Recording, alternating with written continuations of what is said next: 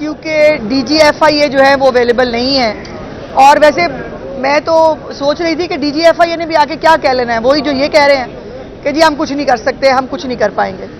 دو باتیں میں نے ضرور کرنی ہے. ایک تو آج جو ہے وہ اظہر صدیق صاحب اپنے اس پٹیشنر کے ساتھ جو ہے وہ عدالت میں پیش ہوئے, جس پٹیشنر نے یہیں کھڑے ہو کر کچھ دن پہلے میری ویڈیو کے اوپر جو ہے پھر کھڑے ہو کے گندی اور واہیات گھٹیا سیاست کی.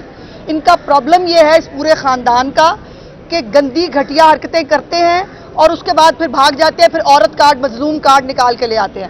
میرا کوئی کیس اس عورت کے بارے میں نہیں ہے, بیکاز وہ شی از نو بڈی. میں اس کو کوئی اہمیت بھی دینا نہیں چاہتی. اس کے لیے بڑی کوئی وہ ہوگا کہ مجھے انفارچونیٹلی اس کے بارے میں بات کرنی پڑی ہے, because she is the leading جو کلپریٹ ہے. اس کا طریقہ واردات یہ ہے کہ وہ لوگوں کو لیڈ دیتی ہے سوشل میڈیا کے اوپر, یہ کرنا ہے, اس کے بعد سارے وہ کرنا شروع کر دیتے ہیں.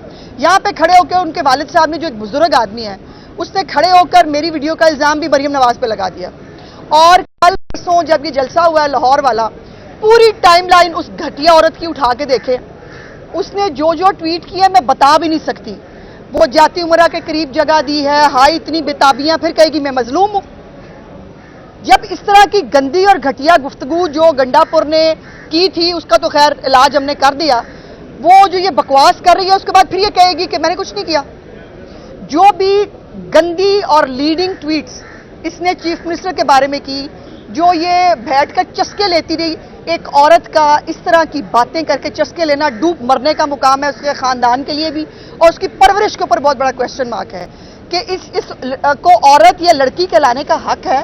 جس طرح کی باتیں وہ کرتی ہے, اس طرح مرد یہ باتیں نہیں کرتے جو وہ کرتی ہے. اور پھر جب اس کے اوپر قانون ایکشن لے, پھر وہ مظلومہ بن جاتی ہے, پھر وہ معصومہ بن جاتی ہے. اور وہی اس کے والد صاحب کر رہے تھے آ کے, مجھے اٹھا دیا. مجھے اگر اٹھایا ہوتا تو تمہاری بیٹی آ گئی ہوتی نا. ہم نے تو خاص طور پہ اپنے کیس کے اندر میں قطعی طور کے اوپر کسی بھی طرح کوئی حکومتی انفلوئنس استعمال نہیں کر رہی. اور میں دیکھنا چاہتی ہوں کہ یہ عدالتیں کیا کرتی ہیں, اس ملک کا قانون کیا کرتا ہے. کیونکہ اگر ذرا سی بھی جو ہے وہ کہیں پر یہ شائبہ آ گیا کہ میں نے اس کے اوپر کوئی حکومتی پریشر استعمال کرنے کی کوشش کی ہے, تو وہ میرا کیس خراب ہوگا.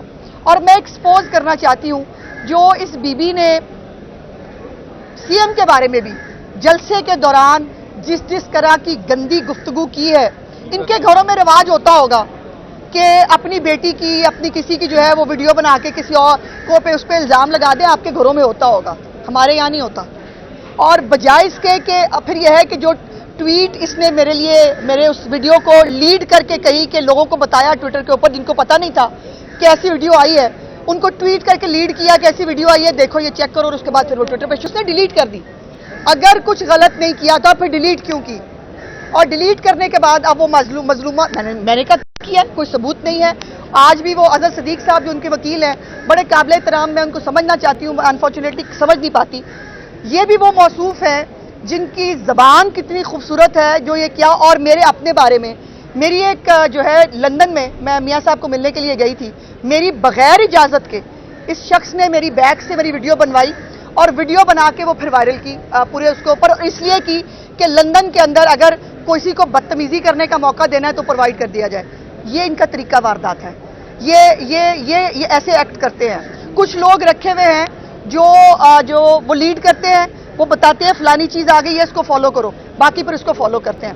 ناخواستہ اگر میرے پہ یہ وقت آیا ہوتا, میں اپنے والد کو کبھی یہ نہ ہونے دیتی, میں جا کے پیش ہو جاتی اور بقول ان کے لیے انہیں کچھ غلط نہیں کیا, آ کے پیش ہو جائے. اور وہ جو اس کا پورا ایک پروپیگنڈا سیل کے ساتھ جو اس کا پورا وہ ہے نا, ایکچولی اس سے بھاگتے ہیں کہ وہ پکڑا جائے گا, وہ پورا ریکٹ پکڑا جائے گا. باہر سے ان کو کون فیڈ کرتا ہے, یہاں پہ ان کے کون کون سے کرندے ہیں, اور یہ گھٹیا اور گندی ویڈیوز کا جو ایک بازار ہے یہ چلتا کیسے ہے. اور اسی لیے وہ بھاگ رہی ہے, وہ باہر نہیں آ رہی. میرا کیس اس عورت کے بارے میں نہیں ہے, میں اس کو کچھ نہیں سمجھتی. لیکن اس عورت کو جو سرغنہ ہے اس ساری چیزوں کا, اس عورت کو قانون کے انڈر آنا پڑے گا. یہ کسی بھی کونے میں چھپ جائے, باہر تو آنا پڑے گا اس کو, اور جواب دینا پڑے گا. اتنی مظلومہ معصومہ ہونا, آ جاؤ باہر, آ کے ثابت کر دو کہ تم نے کچھ نہیں کیا. اور تم ابھی بھی کر رہی ہو. جلسے کے دوران بھی میں وہ ویڈیو, میرے پاس وہ ہیں ٹویٹس, میں پڑھنا نہیں چاہتی, جو اس نے چیف منسٹر کے بارے میں کہی ہیں. ہائے ہائے اتنی بےتابی, کمال ہے. تمہاری تربیت سلام ہے.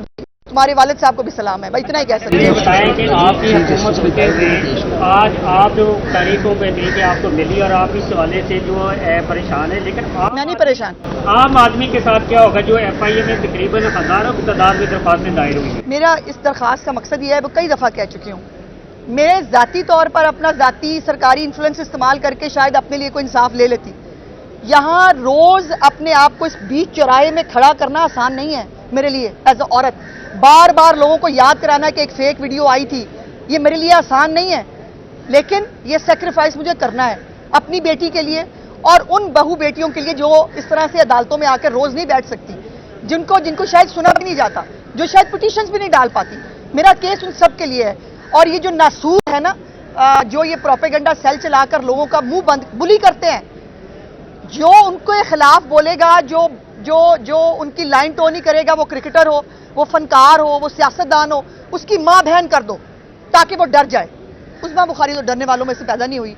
आज जैसे मुझे डैडी याद आए, अगर मेरे वालिद साहब आज जिंदा होते ना, मैं देखती अजहर सदीक कोर्ट में घुसता कैसे है। मैडम ये बताएं कि झंडा पर को कैसे ठीक किया है? उसका सॉफ्टवेयर अपडेट करके भेजिए। मैम ये बता दें कि जो उसमें जवेद के बारे में आपके बारे में आपने जबान इस्तेमाल की, वो काबिल मुकम्मल है। आप लोग में से किसी ने नहीं कहा, मुझे खुशी होती है।